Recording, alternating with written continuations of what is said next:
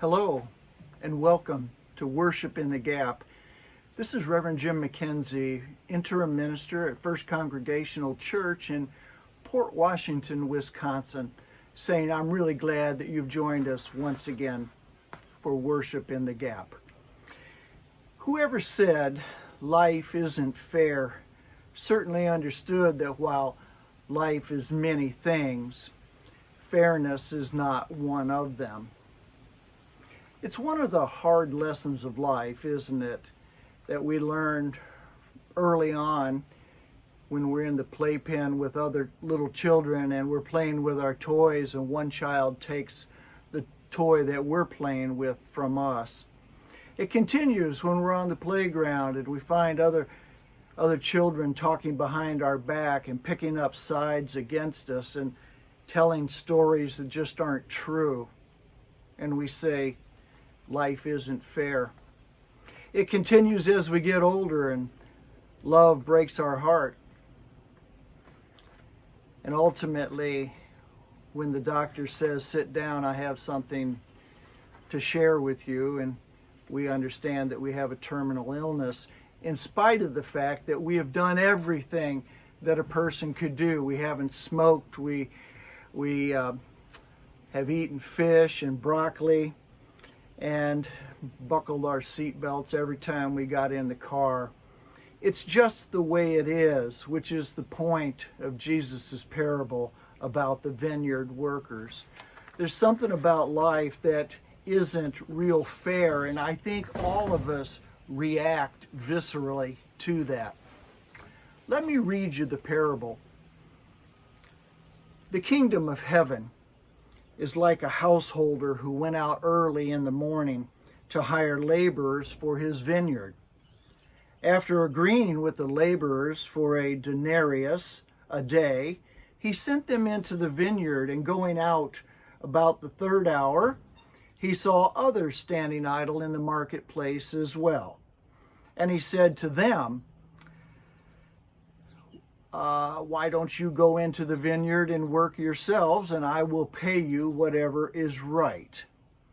So they went. Going out again about the 6th hour and the 9th hour, he did the same thing. About the 11th hour, he went out and found others standing, and he said to them, why are you standing about idle all day? And they said, because no one has hired us. He said to them, you go into the vineyard too.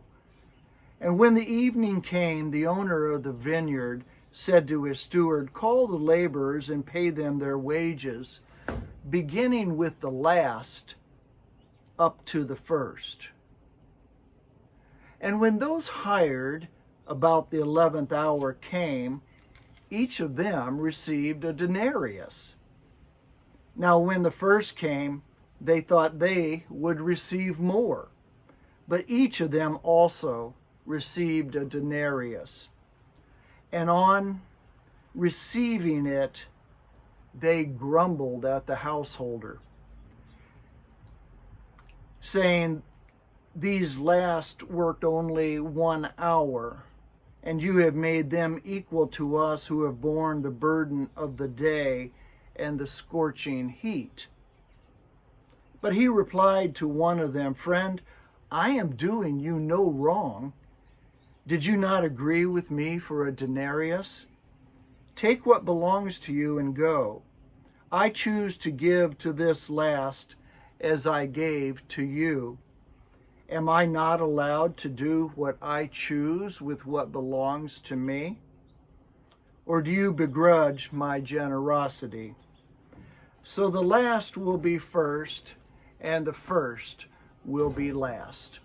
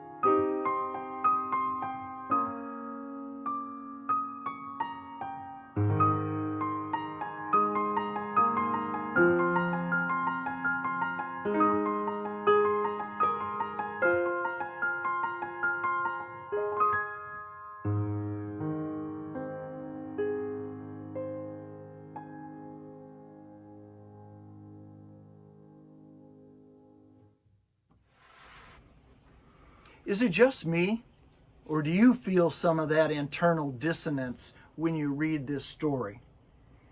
Do you get upset? Does it seem like there's something amiss in the story, that it just doesn't feel fair? We want life to add up, to make sense, and we want life to be fair. Maybe that's why those kinds of things can stick with you, and you can recall events when that wasn't the case from years past. It's such a little small thing, but I remember a long time ago in my life, I was watching TV, and there was this golf tournament. And the way it worked is that they played 18 holes, and then at the end there was a hole-in-one tournament. And whoever qualified for the hole-in-one tournament, the whole tournament victory rested upon who was closest to the pin on their tee shot for the hole-in-one contest. You didn't actually have to make a hole-in-one, but whoever was closest to the pin would be deemed the winner. Well, the first person teed off, and it was a beautiful shot right to the pin. It actually hit the pin and bounced back just a few feet from the hole. The crowd applauded, and it looked like this person had a good chance to win the tournament.